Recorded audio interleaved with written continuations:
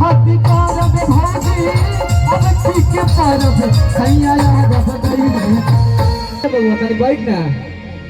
अगर सही बताओ, अगर तुम्हारे सजनमा जी तुमसे अगर 1 साल से दूर रहे तो कैसा महसूस करोगे? टेल में।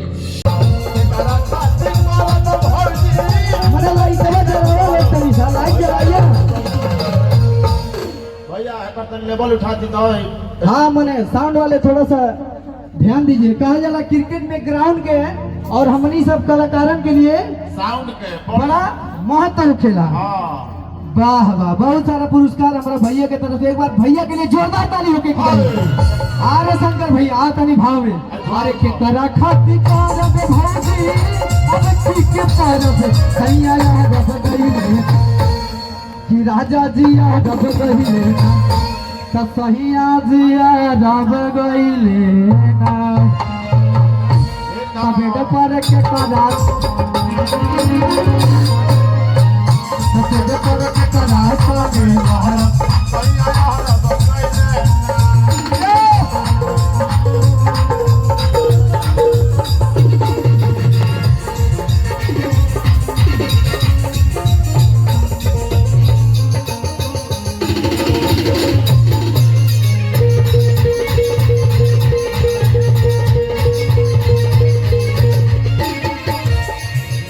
और रतिया के भाव में मुन्ना भैया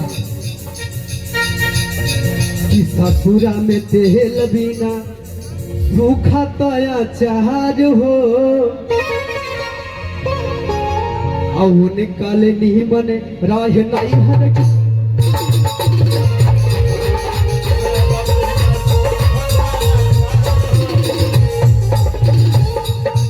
शंकर भैया तनी ध्यान दे कि ससुरा में तेल बिना सूखता या चार हो वो निकाले नहीं मन राह काई।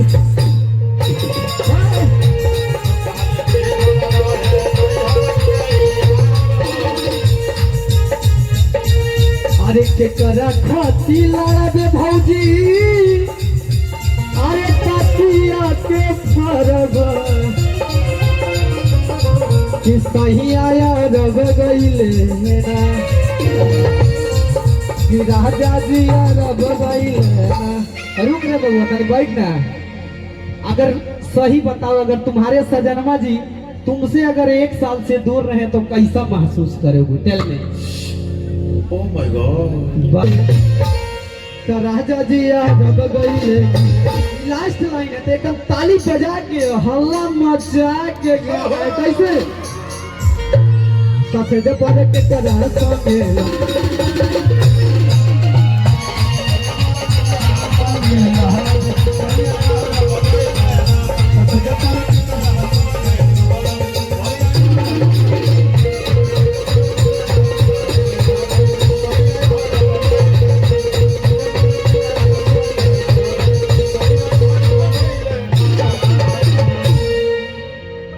एक बार ताली बजा के आशीर्वाद दिए जाए अगर अच्छा लगा।